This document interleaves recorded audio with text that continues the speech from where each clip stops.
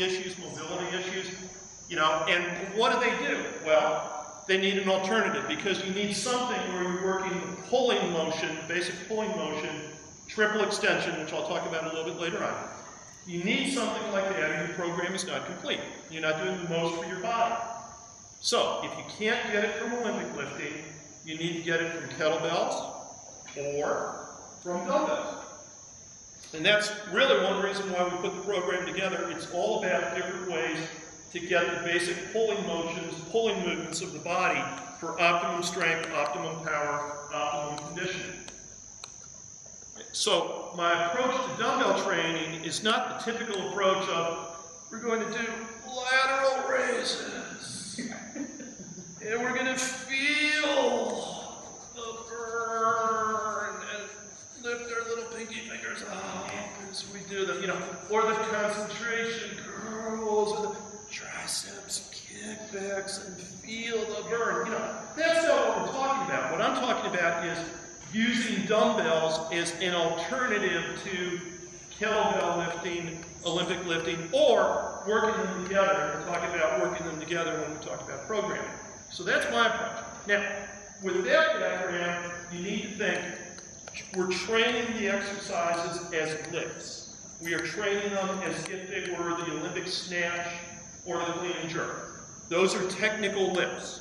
You're going to see, if you're not already familiar with how technical they are, you're going to see how technical they are tomorrow when Sabina goes through the practical part of her program. Similarly, what I'm going to show you are treated as lifts. They're not exercises, they are lifts. And they are lifts that people used to use in competition. They used to have records. Does anyone know who Wally Pullum, not Wally Pullum, W.E. Pullum was?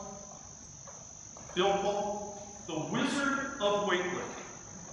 An Englishman who set, back in the teens, before World War I, set something like 200 British and world records in like every different lift imaginable. The two hands anyhow, which you did this morning with CJ, they did it in competition back then with a barbell overhead. Then they would go down and they would pick up a dumbbell or a kettlebell and stand up and complete the lift.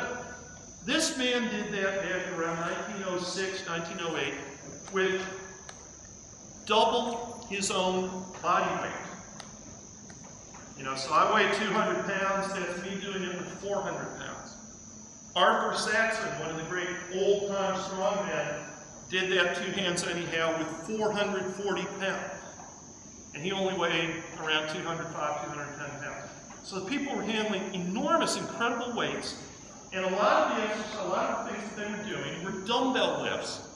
And what I did when I got interested in dumbbell training, I went back and I studied how the old-timers did them, used them as lifts, as competitive lifts. And so my approach is, we're going to treat these like competitive lifts. We're not going to treat them like exercises. We're going to treat them as a technical movement that we want to learn and we want to master, and we're going to train them the same way, which means you're going to use the same sort of sets and reps and weights and percentages and periodization that you would use if you were doing Olympic weightlifting.